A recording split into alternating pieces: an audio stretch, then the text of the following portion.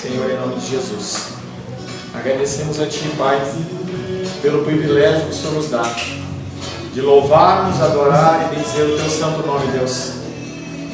Entregamos a nossa vida nas Tuas mãos, o nosso coração, o nosso pensar, para que nós possamos nesta noite, Pai, receber a mensagem que provém do Teu altar, mensagem que provém, Pai, do Teu coração. Consagramos este tempo ao Senhor em nome de Jesus. Amém. Graças a Deus. Quero saudar todos mais uma vez com a paz do Senhor. Temos um som de fundo aí. Enquanto eles estão cantando o Sarará Crioulo lá, a gente está buscando ouvir a palavra de Deus, buscar os seus ensinamentos. Já deixem aberto aí o texto de 1 Pedro.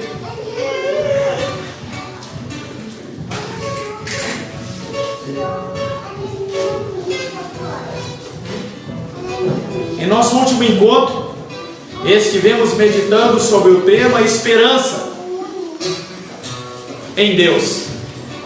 O ditado diz: a esperança é a última que morre. Será que isso é verdade? Pode ser que sim, pode ser que não. O importante não é ter ou não ter esperança, e sim em quem devemos ou podemos confiar.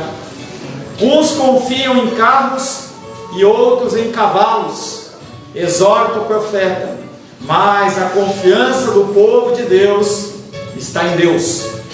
Essa esperança é proclamada em todos os livros da Bíblia e nos traz alegria em meio às tribulações.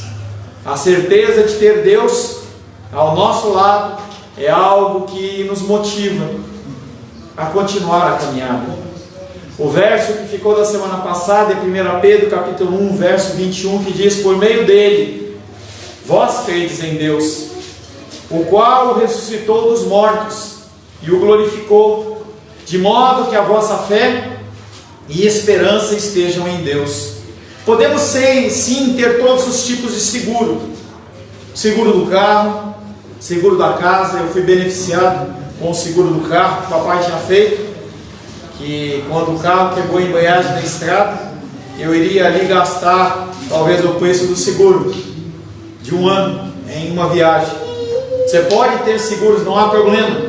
Não há problema de você ter previdências privadas, planos de saúde, não é nenhum pecado, não é nenhum problema.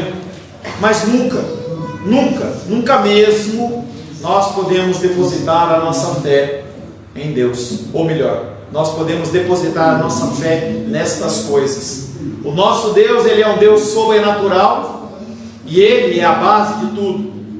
Nossa fé, nossa salvação, nossa confiança, nossa esperança devem estar única e exclusivamente postas em Deus. A palavra de hoje tem como título: porque fui purificado, eu amo. As pessoas elas tendem a inverter esta condição. Então, para que eu possa ser salvo, para que eu possa receber os benefícios de Deus, eu tenho que buscar a pureza. Não, é porque eu sou salvo, porque eu sou purificado, que eu recebo essa capacitação de Deus de amar ao meu próximo, a olhar o meu próximo com amor, mas não com juízo, a olhar com misericórdia, com paciência, olhar com amor. Vamos ler o texto de 1 Pedro, capítulo 1. Nós vamos ler o verso 22 até o verso 25. 1 Pedro, capítulo 1, versos 22 a 25. Segundo a graça e misericórdia do Senhor, nós estaremos finalizando este capítulo no dia de hoje. 1 Pedro, capítulo 1, versos 22 em diante. Assim diz a palavra de Deus: tendo purificado a vossa alma pela vossa obediência à verdade, tendo em vista o amor fraternal não fingido, amai-vos de coração, uns aos outros ardentemente, pois fostes regenerados não de semente corruptível, mas de incorruptível, mediante a palavra de Deus, a qual vive e é permanente. Pois toda a carne é como a erva, e toda a sua glória como a flor da erva. Seca-se a erva e cai a sua flor. A palavra do Senhor, porém, permanece eternamente. Ora, esta é a palavra que vos foi evangelizada, a palavra que vos foi proclamada, palavra do Senhor. Senhor, em nome de Jesus, lemos mais uma vez a tua santa e bendita palavra, que é vida, que é eficaz nas nossas vidas. Queremos pedir que o teu Espírito Santo nos dê o entendimento, que nós possamos ser alimentados no nosso espírito pelo teu Espírito.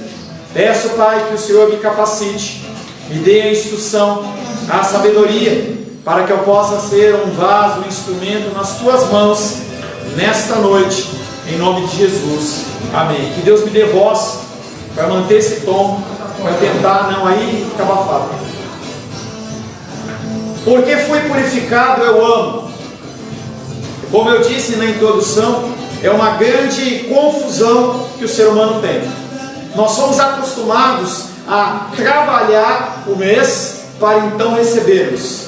Nós somos acostumados a dar para então receber. Mas no caso da salvação em Cristo Jesus, nós falamos em você receber primeiro a graça, para depois você fazer qualquer coisa. Nós, como seres humanos, nós não temos condição nenhuma de amar o nosso próximo, como ele está falando no verso 22 que nós vamos ler, se não for através do Espírito Santo. E o primeiro versículo que nós vamos meditar é 1 Pedro capítulo 1, verso 22, que diz: tendo purificado, nós estamos falando de tempo passado, submetendo vossa obediência à verdade, praticais o amor fraternal sem hipocrisia, amai-vos uns aos outros ardentemente. Tendo purificado as vossas almas, é uma simples constatação do que eu falei, em que esta condição de purificação ela já foi nos concedida no passado pelo próprio Deus. E isso é importante na medida em que nós aplicamos isso no dia de hoje. A relevância de nós termos sido purificados no passado é que nós podemos agir no presente com esta purificação. Porque eu fui purificado, eu consigo amar. Sem essa purificação, o nosso amor é um amor falso, é um amor interesseiro. O que se tem em vista ao se falar de purificação é a simples condição de que é uma ideia que começou, é um processo que ele se iniciou e visa atingir um padrão necessário, um padrão perfeito que é Cristo. Então é um padrão que nós iniciamos quando nós dizemos sim a Cristo e que dura toda a nossa vida. É um processo de tombos, de quedas, um processo de você se envergonhar do seu procedimento, do seu agir, do seu falar, mas também é um processo de conversão contínua e após dia, porque o padrão, o alvo, ele é Cristo. Quando nós olhamos, nós não olhamos num alvo que é alcançável, é um alvo que nós temos que perseguir. O padrão, ele é Cristo e tem a conotação moral de perfeita obediência, um exemplo para nós, um exemplo de obediência independente da situação, independente do que estiver ocorrendo. E na condição de Cristo, ele sabia o que iria passar. Imagina se você soubesse o que você iria passar. Será que você iria trilhar os mesmos caminhos? Será que o povo de Israel, sabendo que ele iria passar 40 anos no deserto, ele iria sair do Egito? Essas situações elas ocorrem perante o Senhor exatamente para que nós testemos a nossa fé. Deus conhece o poder e a capacitação que nós temos, até onde nós conseguimos ir, mas nós não sabemos. E essa condição é uma condição que Deus permite através das lutas e dificuldades da vida. Romanos capítulo 12, verso 2 diz: e não vos conformeis com esse século, mas transformai-vos pela renovação da vossa mente, para que experimenteis qual seja a boa, agradável e perfeita vontade de Deus. E é um versículo que nós citamos com frequência. Nós na terra, nesse processo de purificação, nós passamos por isso todos os dias. A possibilidade de você se conformar com o mundo ou com a palavra de Deus? Em você decidir seguir a Deus ou ouvir ao mundo? Nosso período de mais de 12 meses sem o culto aberto. Alguns pensam que é loucura, mas eu tenho, até ele acha que é loucura, né? Você viu? Muitas pessoas acham que é loucura, mas eu vi dentro do grupo das pessoas com que eu caminho, em que muitas igrejas elas simplesmente fecharam, mesmo as pessoas querendo manter o culto aberto, independente se a pessoa vai ficar doente, se não vai ficar doente. E essa é uma responsabilidade que é minha. A Helena não tem responsabilidade nas suas ações, a responsabilidade sua, Helena. Não estou brigando com você, não. A responsabilidade não é da Helena, a responsabilidade é do Felipe e da Rayane. A responsabilidade da Júlia, a responsabilidade do Pedro não é dele. Vai chegar bem um tempo em que eles vão assumir a responsabilidade, mas a responsabilidade da congregação Igreja Cristã Semente de Vida é minha. Então, apesar de muitos de vocês quererem voltar, Deus ele não me dava essa autoridade, não me dava esse caminho.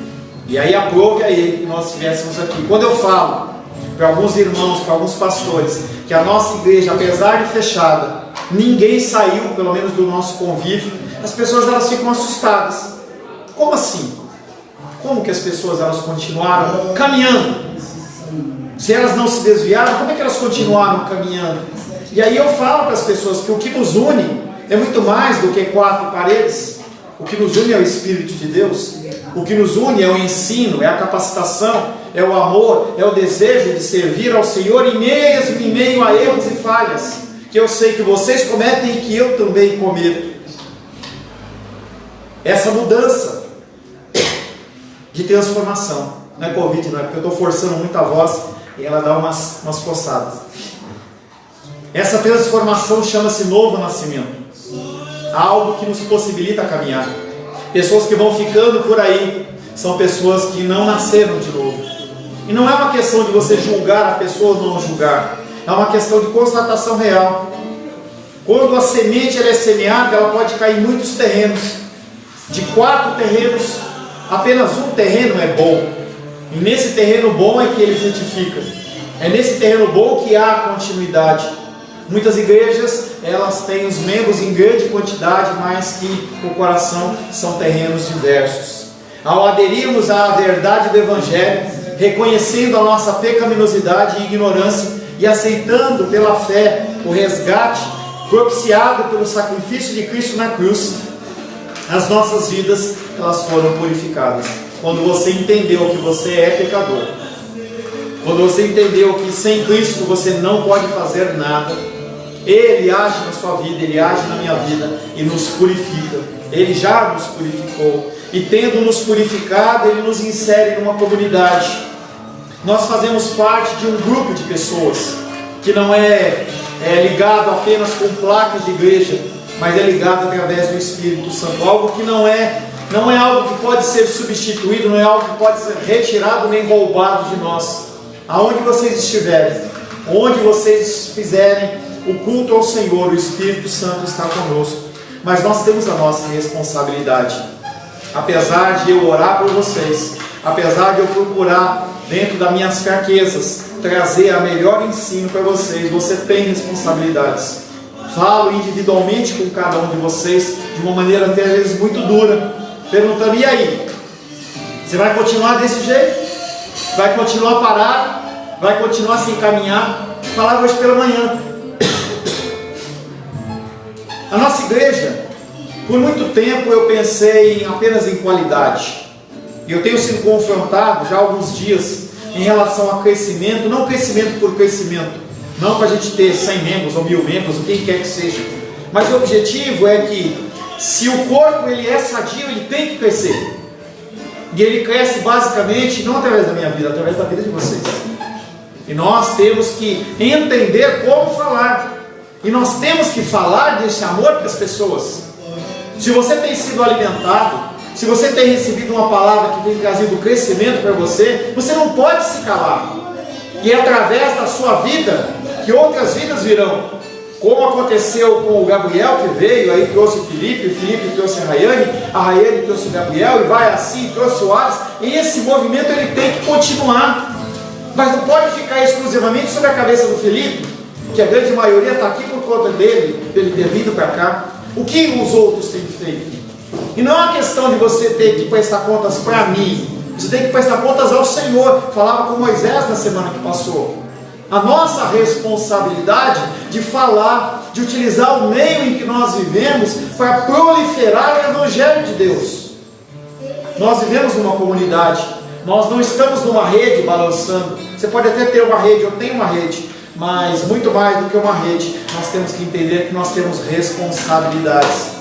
Por nós sermos uma comunidade, Filipenses 2,4 diz: não tenha cada um em vista o que é propriamente seu, senão também cada qual o que é dos outros. Pense nos outros, olhe para as pessoas que estão ao seu lado. Falei na semana retrasada, ainda no virtual, gostaria que a gente tivesse um centro de aconselhamento, não necessariamente físico. Eu não quero que o Felipe saia de Santa Maria, necessariamente, que o Adi saia de lá de Ocidental. Eu não quero isso. Eu quero que vocês sejam centros de aconselhamento, que as pessoas elas possam vir a você e perguntar que te ajuda. E vocês têm capacitação de fazer isso. Por isso se diz que o propósito real, qual é o propósito de você se converter a Cristo? O propósito real é o amor fraternal, é o amor ao próximo. Aquilo que você tem, você deseja para o próximo. Não só no âmbito emocional, não só no âmbito financeiro, mas também no âmbito espiritual. Como essas pessoas vão se converter se você não falar? Como que vai ser isso? Como que lá no prédio da Menísia as pessoas vão se converter se ela se calar? Como? Não há essa possibilidade. Essa esfera mística de que as pessoas elas se convertem por sentir um cheiro, isso não existe. É a palavra pregada. A pessoa tem que ouvir você falar. A pessoa tem que ouvir você falar. Amarás, pois, Marcos 12, 30 e 31. Amarás, pois, o Senhor teu Deus de todo o teu coração, de toda a tua alma, de todo o teu entendimento, de toda a tua força. O segundo é: amarás o teu próximo como a ti mesmo. Não há outro mandamento maior do que esse. Aonde você estava quando Deus te tocou? Como era o seu coração quando Deus te alcançou? Não estou falando da nossa igreja. Estou falando quando Cristo tocou no seu coração. Por que não estender isso a outras pessoas? Deste amor se diz, por fim, que deve ser sem hipocrisia. Não é um amor qualquer. Não é o amor da música que o cara está cantando lá no bar, lá, em que ele fala do amor do homem, ou do sertanejo, que é a sofrência. Não, esse amor é um amor diferente, é um amor sem hipocrisia. É um amor que busca o benefício do outro. Ele é não fingido, ou seja, ele é sincero. A exortação aqui dirigida para o interior da comunidade, e nós não estamos falando para fora. A exortação dessa palavra é para você que está dentro. É você que tem Cristo no coração, que tem o seu labor diário, tem o seu estudo diário, mas que você tem responsabilidades. A exortação aqui é dirigida para o interior da própria comunidade, visando os relacionamentos que dela se efetivam através da sua colocação, da sua palavra, da sua exposição. E o mandamento que reflete a ordenância máxima de Jesus, o resumo perfeito da vontade de Deus é: ame ao outro. Não é apontar o dedo, é amar.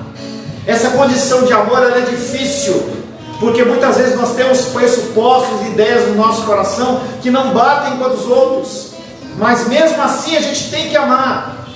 Se a pessoa é do PT, ame. Se a pessoa é do Bolsonaro, ame. Se a pessoa ela é debatista da Assembleia, ame. Se ela não é cristão, ame. Amar não é você acreditar e querer seguir o que aquela pessoa fala. Amar é você querer o melhor para ela, poder estar com a mão estendida quando ela precisar. Nós somos como grandes pescadores. Jesus Cristo olha para os discípulos e diz: farei de vocês pescadores de homens, porque a sua isca, você tem que estar com a vara sempre na mão e a isca tem que estar sempre ali. E quando o peixe pescar, morder, você tem que ir puxando. Essa é a nossa função. A exortação do amor ainda é reforçada pelo ardentemente, acrescentando que isso deve acontecer de coração. Não é um amor qualquer, Não é um amor simples. Nós tivemos aí o Dia dos Namorados, mas o namorado ele é muito mais do que isso. A namorada é muito mais do que isso. Apesar de eu ter orado, os meus queridos terem vendido muitas flores, eles sabem muito bem que aquele botão de rosa, às vezes entregue, ele simboliza apenas uma desculpa. Não faz diferença, porque o dia a dia é que faz a diferença. Nós somos chamados a mostrar um amor ardente, um amor de preocupação. É um amor que leva as pessoas a fazer loucuras, dentro de princípios, claro. Não estou chamando ninguém para ser fanático aqui. Tal amor entre irmãos é seguramente um marco de quem é uma nova criatura. Você é uma nova criatura, você tem que amar. Se você não ama o seu próximo, você é tudo menos cristão. As pessoas elas acham que elas podem ser cristãos sem amar ao próximo e não podem. João 13:35 disse: nisto conhecerão todos que sois meus discípulos. Como é que as pessoas vão saber que você é cristão? É porque você tem uma Bíblia? Não. É porque você tem um adesivo? Jesus o Rei, propriedade do Rei? Não. A camiseta sua diz isso? A fitinha? É porque você participa da marcha para Jesus? É porque você entrega comida? Não. É o amor. As pessoas elas conseguem olhar nos nossos olhos e veem se nós estamos agindo com amor ou não. Se o nosso objetivo é interesse ou não. Mesmo no convidar como igreja. Por que você quer que eu vou para a sua igreja? É porque você quer que as pessoas falem, olha, o fulano trouxe? Ou porque você quer que eu aprenda algo diferente? Mas eu não vejo isso na sua vida. O que responder? 1 Pedro capítulo 1, verso 23. Por que a gente tem que amar com amor? Esse amor fraternal. Porque nós somos regenerados não de semente corruptível, mas de incorruptível, mediante a palavra viva de Deus. Não é testemunho, é a palavra viva de Deus, a qual permanece para sempre. Por que nós temos que ter amor fraternal? Por que nós temos que olhar para as pessoas com amor? Duro às vezes, mas com amor. Porque nós não fomos regenerados por qualquer semente. Não foi uma farofa, não foi uma garrafa de pinga, não foi dinheiro. Se você for preso, você pode pagar lá uma fiança. Não foi por dinheiro. Nós já falamos em cultos anteriores. Não foi por prata ou ouro. Mesmo a prata e o ouro dentro do comércio, que é algo incorruptível, não se deteriora. O ouro ele passa, você vai encontrar uma peça de ouro aí no fundo do mar, você dá uma polidinha e está novo. Mas a palavra de Deus diz que isso é perecível diante da palavra de Deus. A fundamentação do amor fraternal vem da semente que nos regenerou, que é qualitativamente diferente de qualquer outra semente encontrada no mundo. Por isso que o cristianismo ele é diferente de todas as religiões. Não tem este ensino. O que a gente vê é o ensino distorcido, mas o ensino verdadeiro, aquele que procede da palavra, ele não é igual em nenhum lugar. Estas, por pertencerem à ordem do mundo, as outras sementes, carregam em si a essência do próprio mundo, a corruptibilidade.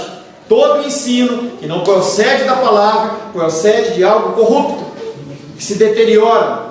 Pessoas que confiam em homens, pessoas que confiam em denominações, pessoas que confiam em pastores. Nós temos que confiar em Deus. Eu caio, eu adultero, eu peco, eu roubo, mas você tem que continuar nos caminhos do Senhor, independente do que acontecer. O que foi falado, que veio das Escrituras, tem que ser gravado no seu coração. Se algum dia acontecer algum revés na minha vida, que eu venha envergonhar o Evangelho, você continua caminhando.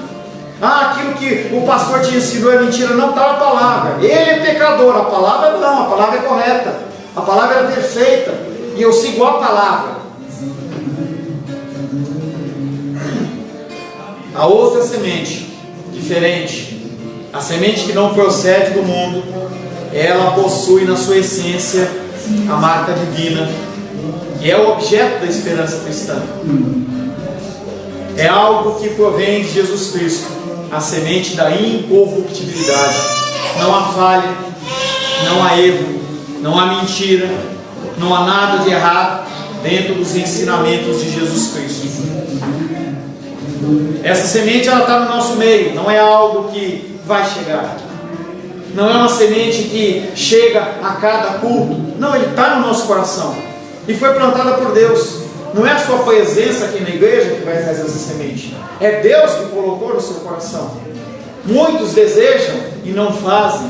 Sebastião, ele fazendo a prova dele, ele mandando mensagem: eu acho que vai dar tempo de eu chegar atrasado. Aí depois ele manda mensagem: estou enrolado aqui, eu não consigo sair, estou tentando pegar um Uber, não consigo, eu vou direto. Não, agora não vai dar mais. Se eu chegar aí, vou chegar depois do culto, não vale a pena. A tentativa, o desejo das pessoas de fazerem, de participarem, é a diferença. É algo que eu falei para vocês. Quero ver como que vai proceder, porque nós passamos mais de um ano sentados no sofá. E ouvir na dominical, ouvir no culto, são coisas que nos trazem desconforto, no sentido de eu ter que sair da minha posição de tranquilidade. Quanto tempo nós vamos continuar caminhando juntos vai depender do seu coração, de como você está alicerçado na palavra ou não.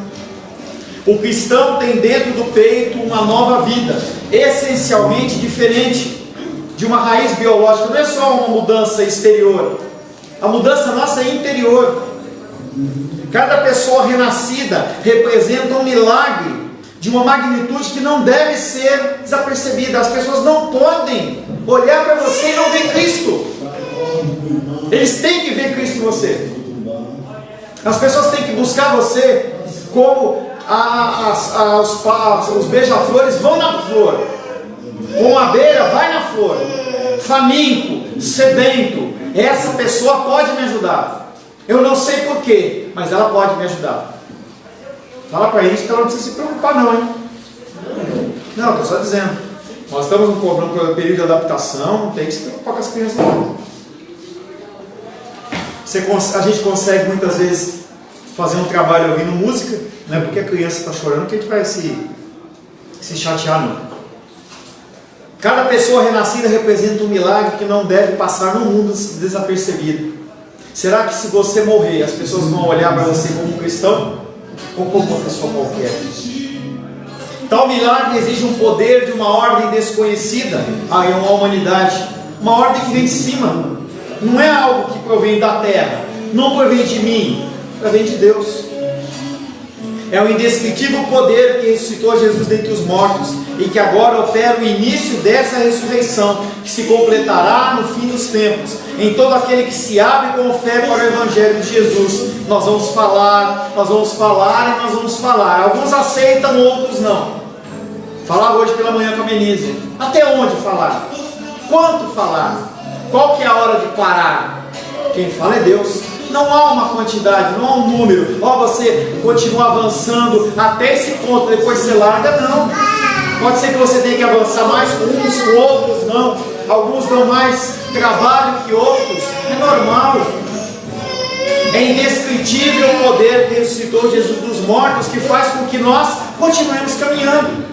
O mesmo poder que rompeu os selos daquela pedra que selava o sepulcro de Jesus é o mesmo poder que te ressuscitou, é o mesmo poder que te renova, é o mesmo poder que te dá força. Paulo, ele tenta de alguma maneira falar sobre isso, mas ele também não consegue. Efésios capítulo 1, verso 19 e 20 diz: e qual a suprema grandeza do seu poder para com os que cremos, segundo a eficácia do seu poder, o qual exerceu ele em Cristo, ressuscitando dentre os mortos e fazendo-os assentar à direita nos lugares celestiais. O poder de Deus fez isso com Jesus, e o poder de Deus é aquele que muda e transforma o seu coração. Mas você tem que fazer a sua parte.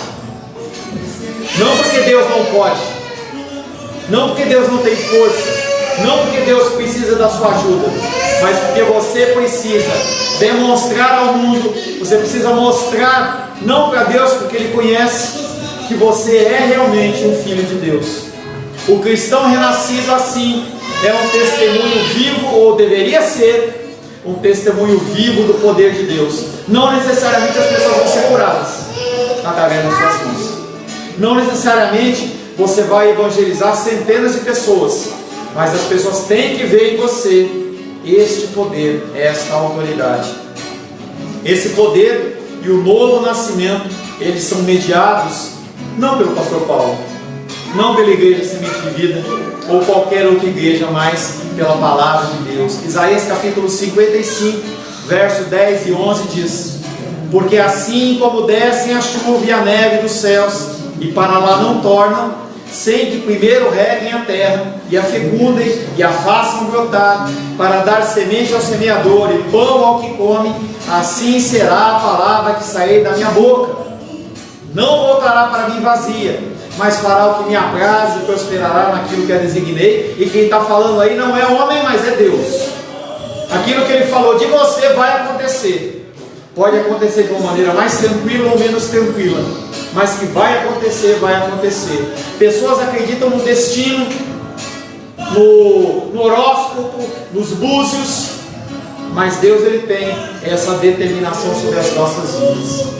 Os dois últimos versículos, 1 Pedro capítulo 1, verso 24 e 25 diz: pois toda a carne é como a erva, e toda a sua beleza como a flor da erva. E aí você imagina uma plantinha com a florzinha do lado. Seca-se a erva. O que acontece depois que seca a erva? A flor cai.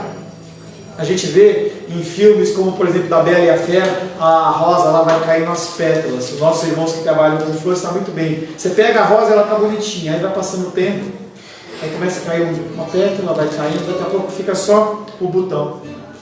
A palavra do Senhor, porém, permanece eternamente. Ora, é esta palavra que vos foi anunciada no Evangelho. Esse último pensamento faz referência a um trecho de Isaías. Pedro, ele cita Isaías. Isaías, que é um profeta do Antigo Testamento, um profeta que o livro dele é chamado do quinto Evangelho, ou o primeiro dos Evangelhos, e diz: que hei de clamar? Toda a carne é erva, toda a sua glória é como a flor da erva. Seca-se a erva e caem as flores, soprando nelas o hálito do Senhor. Na verdade, o povo é erva. Seca-se a erva e cai a sua flor, mas a palavra do nosso Deus permanece eternamente. Por que Pedro repete palavras de Isaías? Porque é o mesmo Espírito. O mesmo Espírito que fala por mim tem que falar por você, através de você. O objetivo dessa citação é dar autoridade ao que ele está falando. Pedro está falando: olha, não sou eu que estou falando. Isaías, ele já falava em nome de Deus lá atrás. É o caráter eterno de Deus falando. A palavra de Deus tem esse poder porque não são homens falando. E quando você vê textos ou pregações em que não se fala da Bíblia, algo está errado. Então hoje pela manhã eu comecei a escola dominical e eu esqueci de ler. E aí a Gine mandou mensagem para mim logo no segundo período: sem a palavra não tem valia nenhuma. Se algo importante é você falar para alguém, dê um versículo bíblico. Não um versículo de acusação, porque nós sabemos sobre isso. A pessoa está passando dificuldade, você lança aquele versículo que entra como se fosse uma flecha no coração da pessoa, quase que matando a pessoa. Toda a carne, quando ele fala em carne, ele está falando da raça humana, do ser humano. É realçado o aspecto frágil e passageiro. Por que Deus compara eu e você com a erva? Porque nós somos frágeis. Sepultei o papai dia 18 de maio, 19 de maio, frágil. Sepultei a titia há um ano atrás, frágil. Quantas pessoas estão doentes? Frágeis. Nós estamos aqui bem, com saúde, pegamos uma doença, alguma coisa, a gente fica todo murcho. Você perde peso, você fica doente, seu semblante cai. Nós somos frágeis. Erva é um termo genérico significando as plantas. Agora a comparação se estreita, crescendo ao mesmo tempo em poder de persuadir pela palavra. A glória da carne e tudo aquilo que uma pessoa ostenta: o meu carro, a minha gravata, a minha camisa, o meu dinheiro, o meu negócio, a minha família. Todas essas coisas, elas são bonitas, mas elas têm tempo de validade, elas perdem a validade. Um dia desses aí, do começo do ano, eu vim aqui na igreja dar uma volta, eu falei: ver o que tem aí de alimento para a gente sumir com isso. Algumas coisas estavam boas ainda, outras nós fizemos doação e outras foram jogadas fora. Porque essas coisas são perecíveis, da mesma maneira que eu e você somos perecíveis. Quanto tempo nós vamos esperar para falar do amor de Deus? Esperar que a pessoa morra? Depois querer fazer um culto do 7º dia da pessoa? O que isso vai adiantar? Em algumas religiões isso faz diferença. No cristianismo não adianta. Se você tem um papai que não acredita, uma mamãe que não acredita, um irmão, uma irmã, uma esposa, um namorado, conhecido, o tempo de falar é hoje. Não, você não pode esperar. Não, hoje é dia dos namorados, então eu vou ter que vender flores, mas essa pessoa amanhã, segunda-feira eu falo, não é hoje. O tempo é hoje. A glória da carne, tudo tudo que a pessoa ostenta, aquilo que gera orgulho nela, tudo isso é como a flor da erva, é bonito, mas é frágil. Compre o cristal, você coloca lá. Se você não colocar numa cristaleira, sem ninguém mexer, o que vai acontecer é que, sem nem mais nem menos, a hora que você vê, está quebrado, está trincado. Alguém quebrou, é frágil. A beleza de um cristal está na sua fragilidade. Se ele fosse grosseiro, que nem aqueles copos de requeijão, grandão assim, não seria bonito. Ele é bonito porque ele é frágil. E nós somos encontrados por Deus belos em Cristo pela nossa fragilidade. É algo que eu falo às vezes. Os anjos estão aguardando que nós cheguemos aos céus para perguntar: como é que você conseguiu caminhar ainda nessa luta, nessa dificuldade? Como é que você conseguiu fazer isso? Tudo isso é como a flor da erva, é bonito, mas é frágil e é passageiro.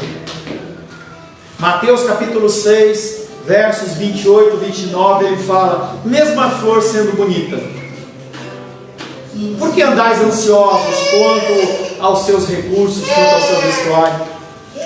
Considerai como crescem os lírios do campo. Os lírios do campo, eles são bonitos, são flores. Eles não trabalham nem fiam. Eu, contudo, vos afirmo, Jesus falando através do evangelista Mateus, nem Salomão, o maior rei, o mais rico, o mais sábio, nem o Salomão, ele se vestiu tão belo como o lírio do campo. Porém, o lírio morreu, secou e não vale nada. Nós temos mais valia do que isso. O ponto da comparação vem agora. A lição que se pode tirar da observação desses fatos, da reflexão, à luz dos propósitos eternos de Deus. Seca-se a erva, cai a flor, uma triste realidade. Nosso tempo aqui na terra, ele é finito. Você pode até se olhar no espelho, seja o mais jovem, seja o mais velho, e você achar que você tem muito tempo de vida, mas você não tem. Outro dia começaram a vacinar as pessoas lá da Covid, e eu vi o irmão Cláudio na fila. Saiu aí agora no DF, pessoas com 53 anos de idade podem vacinar. E eu falava com o pastor Marcelo hoje, que eu fui levar as doações para ele, ele falou para mim assim: está longe para mim. Eu falei: eu também pensei que estava longe. Às vezes a gente acha que a gente tem muito tempo de vida, mas a gente não tem. Esta é uma cena que, seja nas nossas vidas ou na do próximo, ela vai se desenrolando como algo inevitável. Esse secar, essa queda das pétalas, a perda do vigor e da força. Hoje, pessoas mais jovens não precisam fazer exercício, conseguem correr. Eu lembro que quando eu tinha idade do Alisson, do Felipe, eu corri, jogava 2 horas de futebol de salão. Eu tinha um fôlego tremendo. E eu jogava o primeiro tempo, acabava, entrava o segundo time e eu simplesmente mudava de time e continuava jogando, correndo. Agora, cansado. Para você conseguir força e vigor, você precisa fazer exercício, você precisa movimentar a máquina. Não é algo mais natural. E às vezes a gente acha que esse vigor ele permanece para sempre. E aí os cabelos brancos, que a palavra de Deus fala que são as cãs, né? Cãs é os cabelos brancos. Os cabelos brancos, eles inevitavelmente eles vão chegar na vida das pessoas. Vemos que as Escrituras explicam isso, que isso se deve à existência do pecado no mundo. Deus nos criou para uma vida eterna, mas o pecado ele vem fazendo com que nossos corpos eles fiquem, cada vez mais eles se deteriorem. O Covid está aí, pode acabar daqui a um mês, nós oramos para que acabe, mas daqui a pouco tem outro. Esse tipo de coisa, quando começa a acontecer, ele já vem mostrando que é fim dos tempos. Parece que a gente está dando uma palavra de desespero. Não, é uma palavra para você saber que o ladrão está chegando. O ladrão nessa condição é a figura de Cristo. Ele vem como um ladrão. Quando você não estiver esperando. Quando eu estiver lá fazendo alguma coisa no meu computador. Quando a Melissa estiver lá fazendo alguma coisa. Quando Moisés estiver dando aula de jiu-jitsu dele. Quando você estiver trabalhando, alguma coisa estiver acontecendo, tocou a trombeta, acabou. Esse tempo está chegando. Sinais dos tempos: pestes, mortes, violência, em especial falta de amor. Pandemia trouxe falta de amor. Pandemia trouxe afastamento, não só físico, mas também emocional e espiritual. É o que eu falei para vocês, as pessoas elas vão se distanciando. Acostumam, num dia de aniversário, em vez de ligar, mandar apenas um WhatsApp. Acostumam a uma pessoa que se diz querida, está doente, você apenas mandar algum tipo de mensagem para ela. Isso simplesmente são sinais de esfriamento dos corações. Cada vez mais será difícil para o Felipe vender rosas, porque as pessoas elas vão preferir mandar rosas virtuais. Cada vez mais as pessoas elas vão abandonar o contato pessoal em detrimento do virtual. Quantas pessoas estão assistindo hoje que poderiam estar aqui? Não estou falando da Diene, que não tem condição e condução, da Lourdinha, mas outras pessoas que poderiam estar aqui, que nos acompanham pela internet e não estão. Muitas vezes a pessoa ela se acomoda, porque é a mesma coisa, e não é a mesma coisa. Gênesis capítulo 3, verso 17 fala da entrada do pecado no mundo. Visto que atendeste a voz da tua mulher e comeste da árvore que eu te ordenara para não comesses, maldita é a terra por tua causa, e em fadigas obterás dela sustento durante os dias da sua vida. Esse versículo é um versículo muito rico, e ele fala tanto da entrada do pecado, como da nossa desobediência perante as ordenanças de Deus. Você já tem ensinamentos demais dentro do seu coração, que são suficientes para você ganhar milhares de pessoas, e você não faz nada. Paulo fala da angústia da criação, dos passarinhos, da árvore, dos rios, dos mares, por se achar nesse estado de cativeiro, por causa do pecado. A terra, ela é maldita. Romanos capítulo 8, verso 19 a 22 diz: a ardente expectativa da criação. Mas a criação, ela está esperando o quê? Que eu e você nos manifestemos como filhos de Deus.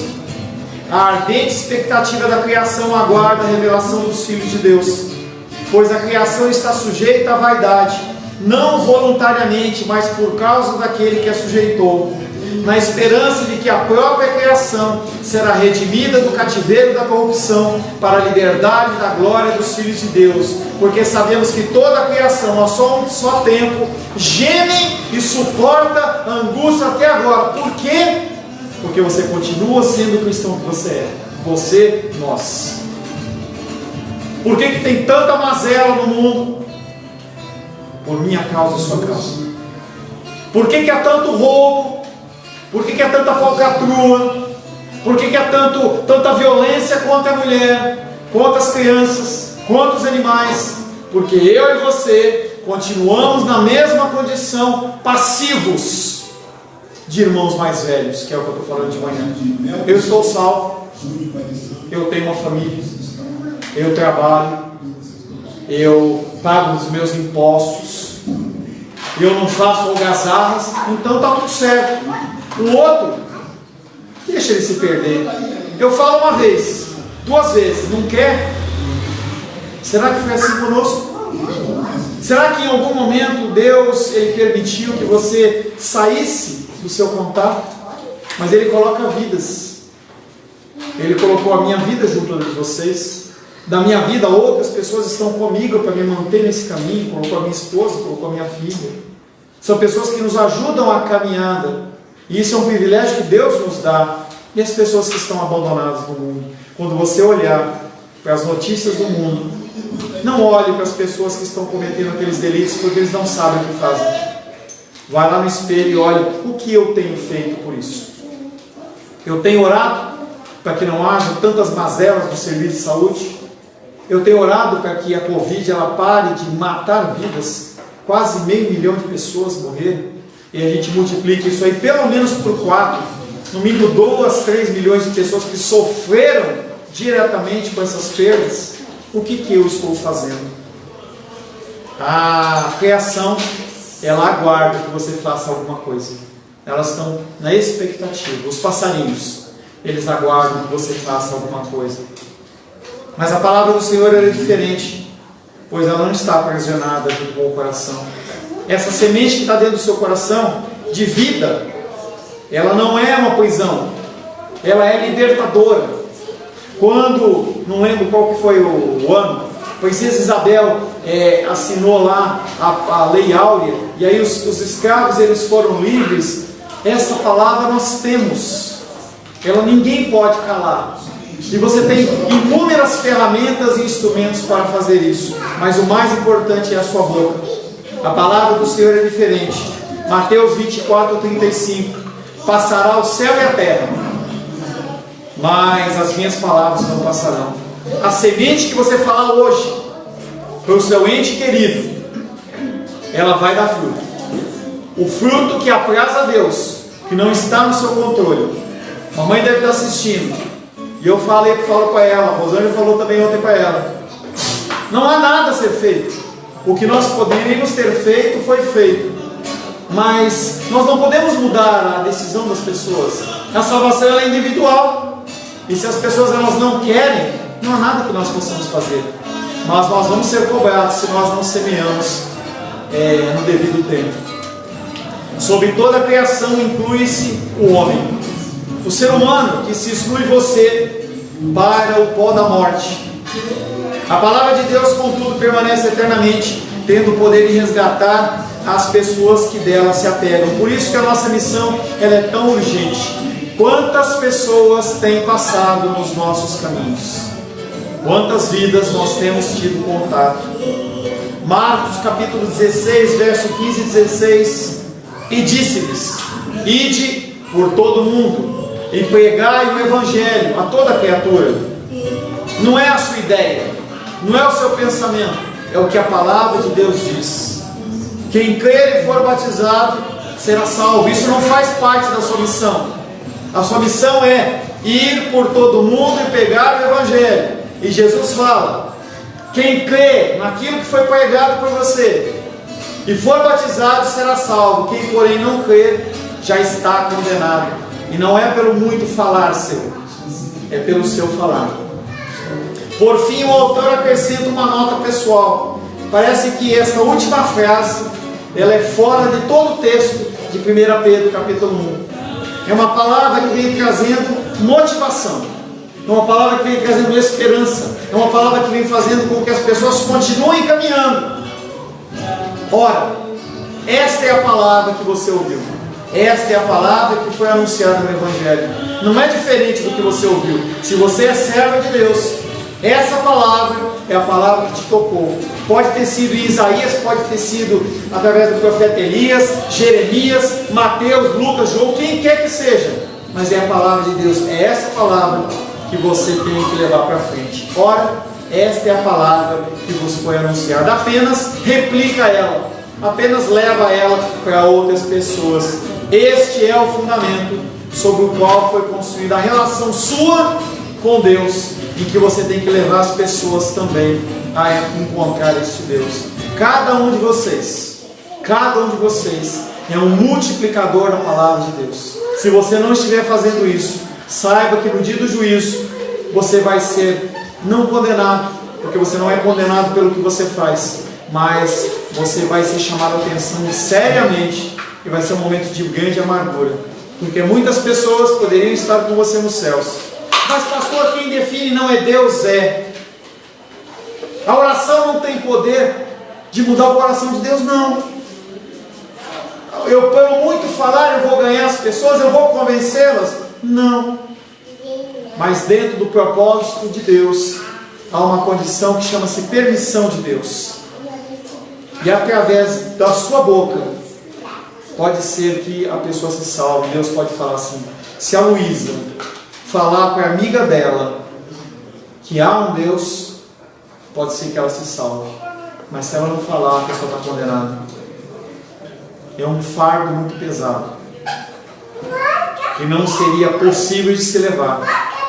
Mas nós temos um Cristo que nos dá um fardo leve e pega o jugo pesado. O jugo pesado Ele levou na cruz do Calvário. Você tem que fazer algum sacrifício? Não. Você tem que apenas obedecer. Esta é a palavra de Deus para você nesta noite. Senhor, em nome de Jesus, queremos agradecer pela Tua graça, pelo Teu amor. Agradeço, Pai querido, porque o Senhor nos proporciona nessa noite a possibilidade de ouvirmos a Tua palavra. Enquanto as pessoas estão perdidas pelo mundo, o Senhor, Pai querido, fala ao nosso coração. Que a Tua palavra ela possa ser verdadeira para nós e nós possamos, Pai, demonstrar este amor fraternal que foi derramado pelo Teu Filho amado nos nossos corações, que nós possamos exteriorizar este amor àqueles que o Senhor assim direcionar a nós. Oramos em nome de Jesus. Amém. Graças ao nosso bom, maravilhoso, querido Deus. Meu querido, minha querida, agradeço pela tua presença. Já está começando a tomar carinho um pouco mais de igreja. As pessoas estão aqui, bem-vindos vocês.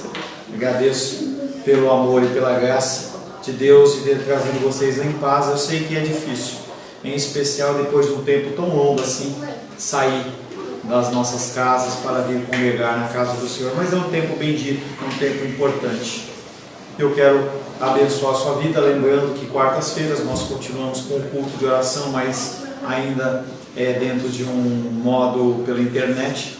Nós não vamos fazer culto de oração por enquanto, pelo menos presencialmente. Senhor, em nome de Jesus, agradecemos por mais esse dia de vida que o Senhor nos dá. Agradecemos pelo Teu amor e pelo Teu cuidado, porque o Senhor, Pai querido, até aqui tem nos ajudado. Quero, Pai querido, colocar nas Tuas mãos as nossas vidas.